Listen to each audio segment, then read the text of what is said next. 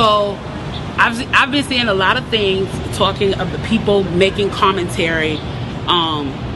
Interestingly enough, the ones I've noticed that have been making the commentary are wealthy black people making the commentary about we should not be rioting, we should not be looting, we should not be tearing up our own communities.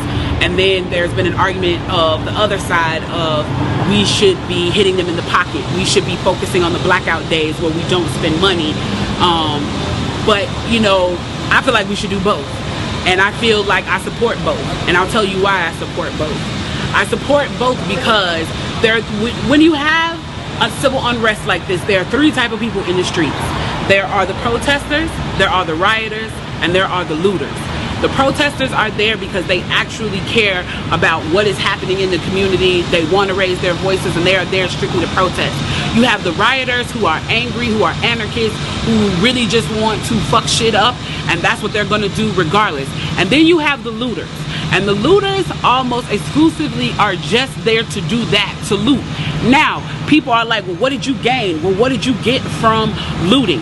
I think that as long as we're focusing on the what, we're not focusing on the why, and that's my issue with that. As long as we're focusing on what they're doing, we're not focusing on why they're doing. And some people are like, well, those aren't people who are legitimately angry about what's happening. Those are people who just want to get stuff. Okay, well then, let's go with that. Let's say that's what it is. Let's ask ourselves why in this country in 2020, the financial gap between poor blacks and the rest of the world is at such a distance that people feel like their only hope and only opportunity to get some of the things that we flaunt and flash in front of them all the time is to walk through a broken glass window and get it. That they are so hopeless that getting that necklace, getting that TV, getting that change, getting that bed, getting that phone, whatever it is that they're going to get, is that in that moment when the riots happen and if they present an opportunity of looting, that's their only opportunity to get it. We need to be questioning that why. Why are people that poor? Why are people that broke? Why are people that food insecure, that clothing insecure, that they feel like their only shot, that they are shooting their shot by walking through a broken glass window to get what they need?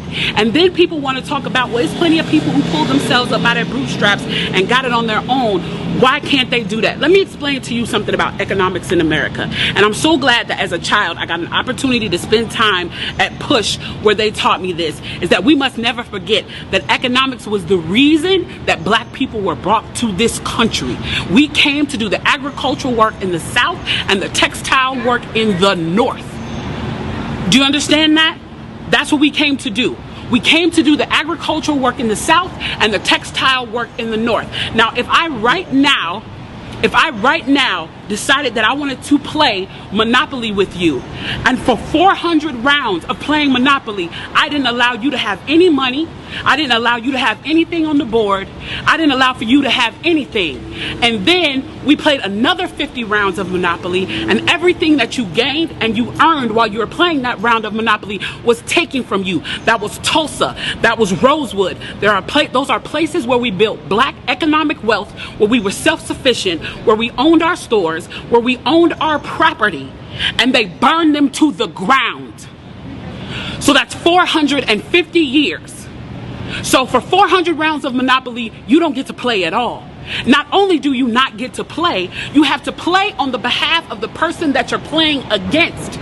You have to play and make money and earn wealth for them, and then you have to turn it over to them.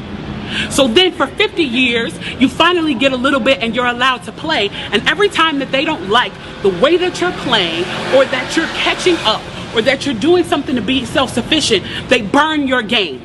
They burn your cards. They burn your Monopoly money. And then finally at the release and the onset of that, they allow you to play and they say, okay, now you catch up. Now at this point, the only way you're going to catch up in the game is if the person shares the wealth, correct? But what if every time you share the wealth, then there's psychological warfare against you to say, oh, you're an equal opportunity hire.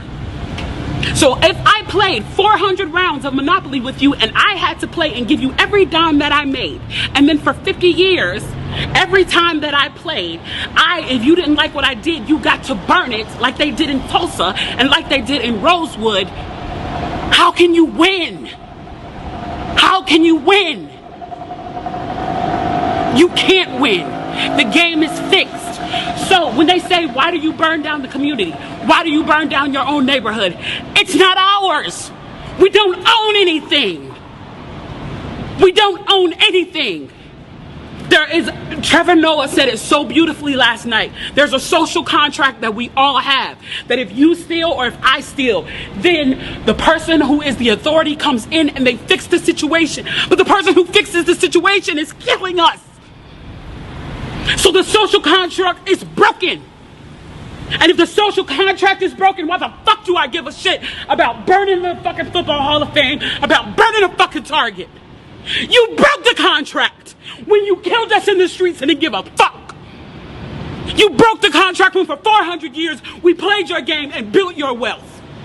You broke the contract when we built our wealth again on our own by our bootstraps in Tulsa and you dropped bombs on us. When we built it in Rosewood and you came in and you slaughtered us. You broke the contract, so fuck your Target. Fuck your Hall of Fame. As far as I'm concerned, they could burn this bitch to the ground. And it still wouldn't be enough. And they are lucky that what black people are looking for is equality and not revenge.